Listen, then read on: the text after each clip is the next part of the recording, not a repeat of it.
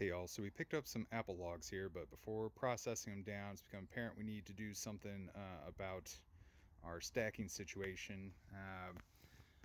We need to figure out a better way to stack up more area in here and keep it covered better. So we're going to build a little drying area for this corner of the backyard. And at the same time, we're going to put a little outdoor workspace on top of it. Last summer, built this planter and little shed deal here, but this used to be where I would take care of some outdoor projects. So now that I don't have that space, need something else. As you can see, space is at a premium in our backyard, so we need to do something that's efficient with the space, but also easily broken down and moved if needed. This is as good a project as any to practice making half-lap joints, so the idea is to build 2 square side frames, then use 4 cross pieces, 2 on the top and 2 on the bottom to lock it all together.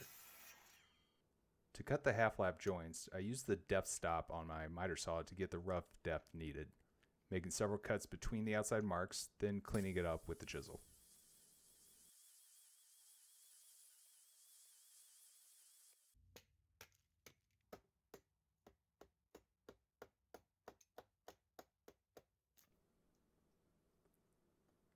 Because this is a small miter saw, I found the backs of the cuts had a large lip from the blade not going all the way through at that shorter depth. So I added a spacer block to the back that would help get a consistent cut all the way through the boards, but they still did require some cleanup work.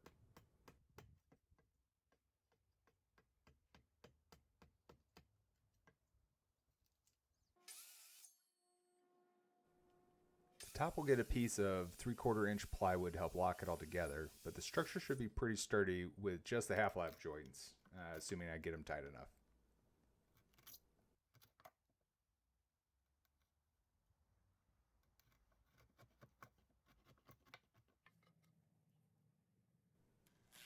To construct the side pieces, I used construction adhesive as well as screws to lock these in place. Since this is going to be outdoors and the half-lap joints are not the greatest, the construction adhesive will do a better job of locking these pieces together.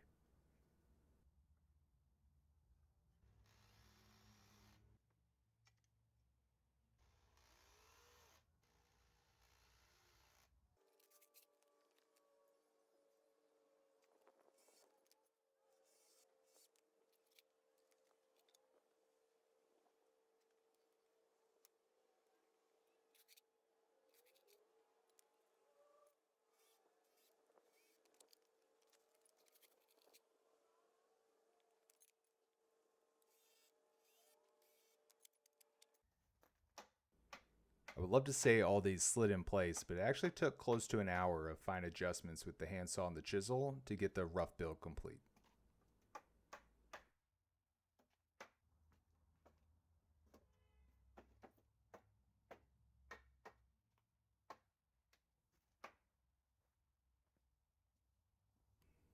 Since this will be living outside, I attached 2 pressure treated boards to the bottom of the untreated 2x4s to keep them off the ground.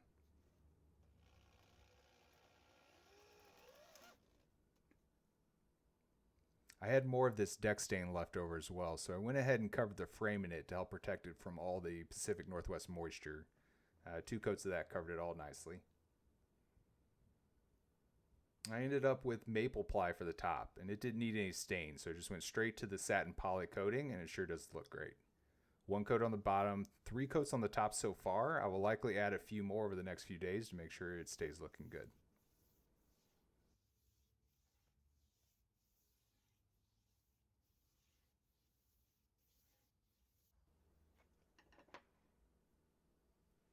I then attached the top with 1 3-inch screw through each of the 4 half-lap joints to really lock that top in place.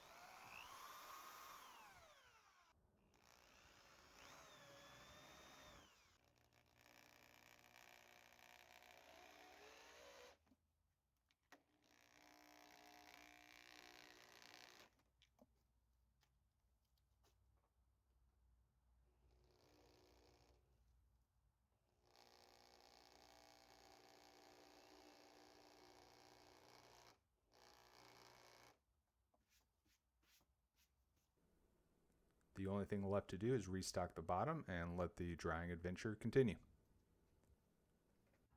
And there we go, a area to store some of the lumber and oddities that we got drying, as well as a new outdoor workbench space.